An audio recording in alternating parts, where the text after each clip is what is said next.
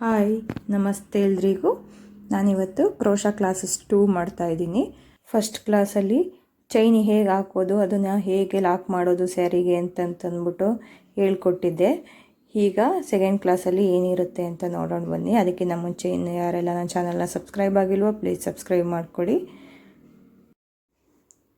ನೋಡಿ, ಇಲ್ಲಿ ಫಸ್ಟ್ ಕ್ಲಾಸಲ್ಲಿ ಹೇಳಿರೋ ಹಾಗೆ ನಾನು 5 ಎಳೆ ಥ್ರೆಡ್ ತಗೊಂಡು ಹೀಗೆ ನಾಟ್ ಹಾಕ್ಕೊತಾ ಇದ್ದೀನಿ. ನೀವಿನ್ನೂ ಯಾರೆಲ್ಲ ನಂದು ಫಸ್ಟ್ ಕ್ಲಾಸ್ ನೋಡಿಲ್ಲ ಅಂತಂತಂದರೆ ಮೇಲ್ಗಡೆ ಐ ಕಾರ್ಡ್ ಹಾಕಿರ್ತೀನಿ, ಚೆಕ್ ಮಾಡ್ಕೊಳ್ಳಿ. ನೋಡಿ, ಹೀಗೆ ಲೆಫ್ಟ್ ಹ್ಯಾಂಡಿಗೆ ಫಿಂಗರ್ಗೆ ಹೀಗೆ ಸುತ್ತಕೊಂಡು ಥ್ರೆಡ್ನ ಹೀಗೆ ಇಟ್ಕೊಂಡು ಈಗ ಒಂದು ತೆಳುವಾದ ಬಟ್ಟೆಯಲ್ಲಿ ಪ್ರಾಕ್ಟೀಸ್ ಮಾಡಬೇಕು. ಸ್ಟಾರ್ಟಿಂಗಲ್ಲಿ ಲಾಸ್ಟ್ ಕ್ಲಾಸಲ್ಲಿ ಹೇಳಿದ್ದೀನಿ ನಾನು, ಈ ಥರ ತೆಳುವಾದ ಬಟ್ಟೆ ತಗೊಳ್ಳಿ ಬಿಗಿನರ್ಸ್ಗಳು. ಇಲ್ಲಿ ನಾನು 10 ನಂಬರಿಂದು 73 mm ನೀಡಲ್ ತೊಗೊಂಡಿದ್ದೀನಿ. ನೀವು ಹೊಸ್ದಾಗಿ ಕಲಿಯೋರು 9 ನಂಬರಿಂದು ಕ್ರೋಶಾ ನೀಡಲ್ ತಗೊಳ್ಳಿ. ಇವತ್ತಿನ ಕ್ಲಾಸಲ್ಲಿ ನಿಮಗೆ ಸಿಂಗಲ್ ಕ್ರೋಶಾ ಮಾಡೋದು ಹೇಗೆ, ಡಬಲ್ ಕ್ರೋಶಾ ಮಾಡೋದು ಹೇಗೆ, ತ್ರಿಬಲ್ ಕ್ರೋಶಾ ಮಾಡೋದು ಹೇಗೆ ಅಂತ ಹೇಳ್ಕೊಡ್ತೀನಿ. ನೋಡಿ, ಫಸ್ಟು ಹೀಗೆ ಬಟ್ಟೆಗೆ ಲಾಕ್ ಮಾಡ್ಕೊಳ್ಳೋದು ಕಲೀರಿ. ಇದನ್ನ ಲಾಸ್ಟ್ ಕ್ಲಾಸಲ್ಲೇ ಹೇಳ್ಕೊಟ್ಟಿದ್ದೀನಿ ಹೇಗೆ ಲಾಕ್ ಮಾಡ್ಕೊಬೇಕು ಅಂತಂದ್ಬಿಟ್ಟು. ಈ ಥರ ಲಾಕ್ ಮಾಡಿಕೊಂಡು ಮತ್ತೆ ಚೈನ್ ಹಾಕೋದು ಕಲೀರಿ. ಲೂಸಾಗೆ ಹಾಕ್ಕೊಂಡು ಕಲೀರಿ. ಲಾಸ್ಟ್ ಕ್ಲಾಸಲ್ಲಿ ಇದು ಹೇಳ್ಕೊಟ್ಟಿದ್ದೀನಿ. ಈ ಫಿಂಗರ್ ಸಹಾಯದಿಂದ ಹಿಂದೆ ಈ ಥರ ಬ್ಯಾಲೆನ್ಸಿಂಗಿಗೆ ಇಟ್ಕೊಂಡು ಚೈನ್ ಹಾಕಿ ಅಂತ, ಆವಾಗ ನಿಮಗೆ ಈಸಿಯಾಗಿ ಬರುತ್ತೆ. ಆಮೇಲೆ ಈ ಥರ ಲಾಕ್ ಮಾಡ್ಕೊಬೇಕು. ಇದು ಲಾಕಿಂಗು ಮತ್ತು ಸಿಂಗಲ್ ಕ್ರೋಶಾ ಎರಡೂ ಒಂದೇನೇ. ನೀವು ಡೈರೆಕ್ಟಾಗಿ ಬಟ್ಟೆ ಕಲಿತೀನಿ ಅಂತ ಹೋದರೆ ನಾವು ಹೇಗೆ ಈ ಥರ ಲಾಕ್ ಮಾಡ್ತೀವೋ ಅದೇ ಥರನೇ ಸಿಂಗಲ್ ಕ್ರೋಶಾ ಲಾಕು ಎರಡೂ ಒಂದೇನೇ.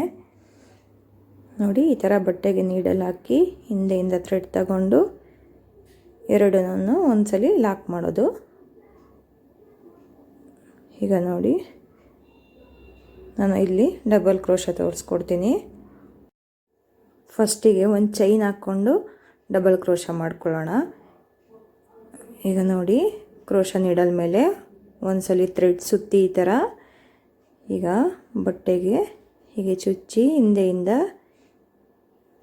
ಈ ಥರ ನೀಡಲ್ ಮೇಲೆ ಥ್ರೆಡ್ ತಗೊಂಡು ಹೀಗೆ ಮುಂದೆ ತೆಗಿಬೇಕು. ಈಗ ನೋಡಿ, 3 ಥ್ರೆಡ್ ಆಗಿದೆ ಇಲ್ಲಿ. ಒಂದು ನೀಡಲ್ ಮೇಲೆ ಸುತ್ತಕೊಂಡಿರೋದು, ಒಂದು ಹಿಂದೆಯಿಂದ ತಂದಿರೋದು, ಒಂದು ಚೈನಲ್ಲಿ ಇದ್ದಿದ್ದು. ಈಗ 2 ಥ್ರೆಡ್ಡಲ್ಲಿ ಒಂದ್ಸಲಿ ಥ್ರೆಡ್ ತೆಗಿಬೇಕು ಈ ಥರ ಹೀಗೆ. ಈಗ ಒಂದು ಥ್ರೆಡ್ಡು ಉಳ್ಕೊಂಡಿತ್ತು, ಈಗ ಥ್ರೆಡ್ ತೆಗೆದಿದ್ದು ಒಂದು ಥ್ರೆಡ್ಡು. ಈ 2 ಥ್ರೆಡ್ಡಲ್ಲಿ ಒಂದ್ಸಲಿ ಈ ಥರ ತೆಗಿಬೇಕು. ನೋಡಿ, ಇನ್ನೊಂದ್ಸಲಿ ತೋರಿಸ್ತೀನಿ. ನೀಡಲ್ ಮೇಲೆ ಒಂದ್ಸಲಿ ಥ್ರೆಡ್ ತಗೊಂಡು ಹೀಗೆ ಬಟ್ಟೆಗೆ ಚುಚ್ಚಿ ಹಿಂಭಾಗದಿಂದ ಒಂದ್ಸಲಿ ಈ ಥರ ಥ್ರೆಡ್ ತೆಗೆದು, ಈಗ ನೋಡಿ 3 ಥ್ರೆಡ್ ಆಗಿದೆ ಇಲ್ಲಿ.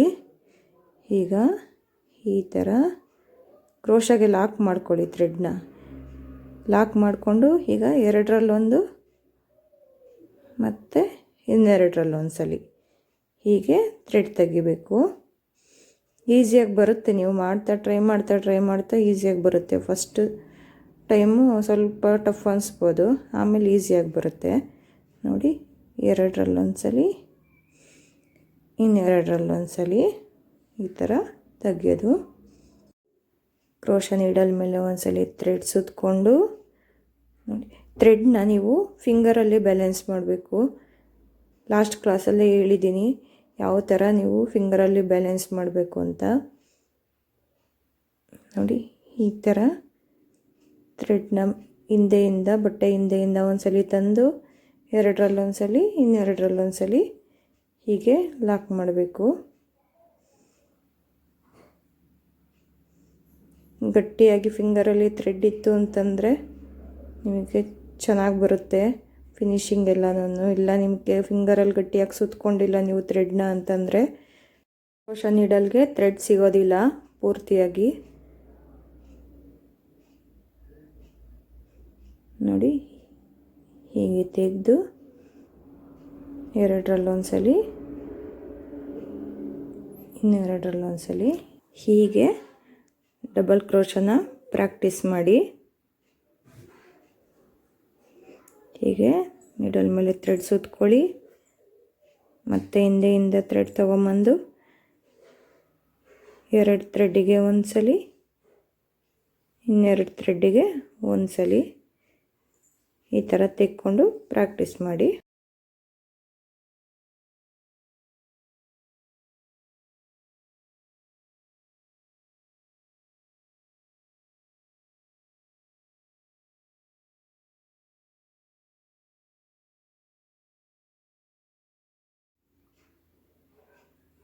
ಇವಾಗ ನಾನು ತ್ರಿಬಲ್ ಕ್ರೋಶಾ ಹೇಗೆ ಮಾಡೋದು ಅಂತಂದ್ಬಿಟ್ಟು ಹೇಳ್ಕೊಡ್ತೀನಿ.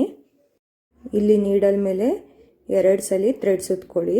ನಾವು ಡಬಲ್ ಕ್ರೋಶಾಗೆ 1 ಸಲ ಥ್ರೆಡ್ ಸುತ್ಕೊಂಡು ತ್ರಿಬಲ್ ಕ್ರೋಶಾಗೆ 2 ಸಲ ಥ್ರೆಡ್ ಸುತ್ಕೊಬೇಕು. ಈಗ ಬಟ್ಟೆಗೆ ಚುಚ್ಚಿ ಕ್ರೋಶನ ಹಿಂಭಾಗದಿಂದ 1 ಸಲ ಥ್ರೆಡ್ ತೊಗೊಂಬಂದು ಹೀಗೆ ಎರಡರಲ್ಲೊಂದು ಸಲ, 2 ಥ್ರೆಡ್ಡಿಗೆ 1 ಸಲ ಥ್ರೆಡ್ ತೆಗಿಬೇಕು. ಇನ್ನೆರಡು ಥ್ರೆಡ್ಡಿಗೆ 1 ಸಲ ಥ್ರೆಡ್ ತೆಗಿಬೇಕು, ಮತ್ತೆರಡು ಥ್ರೆಡ್ಡಿಗೆ 1 ಸಲ ತೆಗಿಬೇಕು. ಈ ಥರ ಥ್ರೆಡ್ ತೆಗಿಯೋದಕ್ಕೆ ಕಷ್ಟ ಆಗುತ್ತೆ ಅಂತಂದರೆ ನಾನು ಹೇಳಿರೋ ಹಾಗೆ 9 ನಂಬರ್ದು ಕ್ರೋಶಾ ನೀಡಲ್ ತಗೊಳ್ಳಿ. ಅದು ನೀಡಲ್ ಬಂದು ದಪ್ಪ ಬರುತ್ತೆ. ದಪ್ಪ ಇದ್ದರೆ ಥ್ರೆಡ್ಡು ಹಾಗೇ ಇರುತ್ತೆ. ಈ ಸಣ್ಣ ಇದ್ದರೆ ಥ್ರೆಡ್ಡು ಎರಡರಲ್ಲೊಂದು ಸಲ ಥ್ರೆಡ್ ತೆಗಿಬೇಕಾದ್ರೆ ಜಾರ್ಕೊಂಬಿಡುತ್ತೆ ಥ್ರೆಡ್ಡು. ದಪ್ಪ ಇದ್ದರೆ ಸ್ವಲ್ಪ ಗ್ರಿಪ್ಪಾಗಿ ಕೂತ್ಕೊಳ್ಳುತ್ತೆ. ಆದ್ದರಿಂದ ಫಸ್ಟು 9 ನಂಬರಲ್ಲಿ ಪ್ರಾಕ್ಟೀಸ್ ಮಾಡ್ಕೊಳ್ಳಿ, ಆಮೇಲೆ 10 ನಂಬರಿಂದು ಯೂಸ್ ಮಾಡ್ಕೊಳ್ಳಿ. ನೋಡಿ ಈ ಥರ ಥ್ರೆಡ್ ತೆಗೆದು ಎರಡರಲ್ಲೊಂದು ಸಲ ಈ ಥರ ಥ್ರೆಡ್ ತೆಗೆಯೋದು, ಇನ್ನೆರಡರಲ್ಲೊಂದು ಸಲ ಹೀಗೆ ತೆಗೆಯೋದು, ಮತ್ತೆರಡರಲ್ಲೊಂದು ಸಲ ತೆಗೆಯೋದು. ಈ ಥರ ತ್ರಿಬಲ್ ಕ್ರೋಶಾ ಮಾಡ್ಕೊಳ್ಳೋದು. ನಾವು ಕ್ರೋಶಾ ಡಿಸೈನ್ ಹಾಕ್ತೀವಿ ಅಂತಂದರೆ single crochet, double crochet, triple crochet ಮತ್ತು ಬೀಡ್ಸ್ ಹಾಕೋದು ಕಲಿಯೋದು ತುಂಬ ಇಂಪಾರ್ಟೆಂಟು.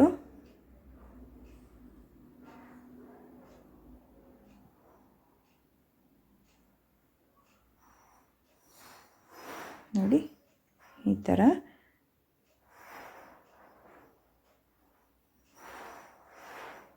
ನೆಕ್ಸ್ಟ್ ಕ್ಲಾಸಲ್ಲಿ ನಾನು ಬೀಡ್ಸ್ನ ಯಾವ ಥರ ಹಾಕೋದು ಮತ್ತು ಬೀಡ್ಸಲ್ಲೇ ಯಾವ್ಯಾವ ಥರ ಡಿಸೈನ್ ಮಾಡ್ಕೊಬೋದು, ಬರೀ ಬೀಡ್ಸ್ ಹಾಕ್ಕೊಂಡು ಯಾವ ಥರ ಡಿಸೈನ್ ಮಾಡ್ಕೊಬೋದು ಅಂತಂದ್ಬಿಟ್ಟು ಹೇಳ್ಕೊಡ್ತೀನಿ.